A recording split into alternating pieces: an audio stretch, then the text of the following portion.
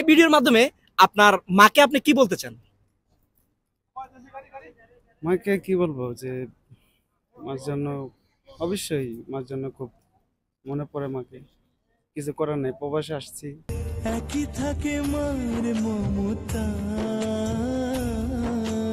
এই নোটটা আপনার জন্য। আসসালামু আলাইকুম সবাইকে। প্রবাসী ভিশন চ্যানেল থেকে আমি আছি ইয়াসিন অপূর্ব।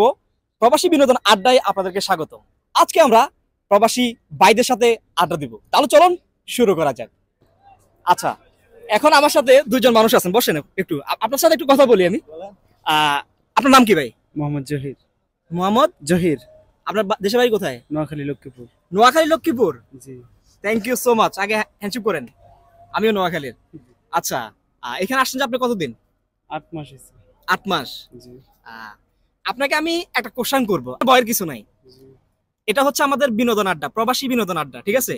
আমরা চেষ্টা করতেছি আমাদের প্রবাসী ভাই যারা আছে সবার সাথে একটু আড্ডা দেওয়ার জন্য। অনেক সময় সাপোজ আপনি এখানে বসে আছেন, আপনার ফ্যামিলি নিয়ে ডিপ্রেশন আছেন, সো আমরা ওই ডিপ্রেশনটা কাটানোর জন্য হচ্ছে প্রবাসী বিনোদন আড্ডা আমাদের একটা শো শুরু করেছি। সো সেই ক্ষেত্রে হচ্ছে আপনার সাথে কথা বলতেছি। সো কোনো কনফিউজ হওয়ার কোনো কারণ নেই, ঠিক আছে? আমি আপনাকে একটা কোশ্চেন করব যে আমাদের নোয়াখালী কিসের জন্য বিখ্যাত? যদি পারেন আপনার জন্য পুরস্কার আছে। নোয়াখালী হচ্ছে সুপারির জন্য বিখ্যাত। সুপারির জন্য? জি। বাইর কিন্তু অ্যানসারটা সঠিক হয়েছে।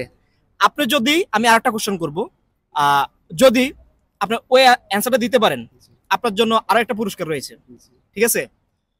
আচ্ছা, আপনি বলুন তো নোয়াখালী কেন সারা বাংলাদেশের কাছে পরিচিত, কি কারণে? নোয়াখালী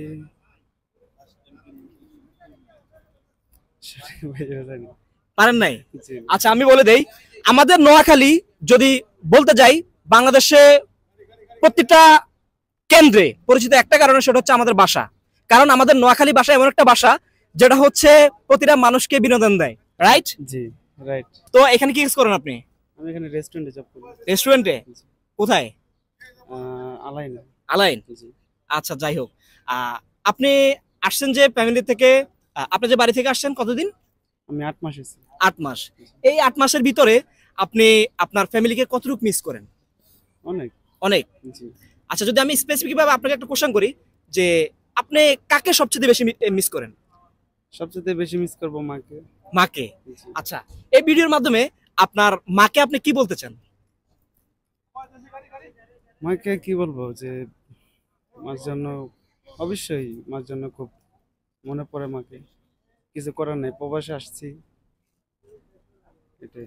আচ্ছা, আমি একটু বলি, ওনার মুখে হাসি ছিল। আমরা প্রত্যেকটা প্রবাসী যখন আমরা প্রবাসে আসি আমাদের মা বাবাকে ছেড়ে, উনি যখন ওনার মায়ের কথা বলতে গিয়েছে তখন হচ্ছে ওনার কথা আসতেছে না। আমরা প্রত্যেকটা মানুষ কিন্তু আমরা আমাদের মা বাবাকে অনেক বেশি ভালোবাসি। থ্যাংক ইউ সো মাচ, আপনার সাথে কথা বলে ভালো লাগলো।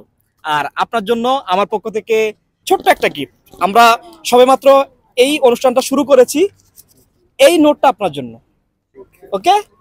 আর আপনাদের চালাই যান অবশ্যই সবার বিনোদনের জন্য এই জিনিসটা, প্রবাসের সবার কথাগুলো আপনারা প্রচার করবেন, এটাই। Thank you so much, thank you so much, ভালো থাকবেন।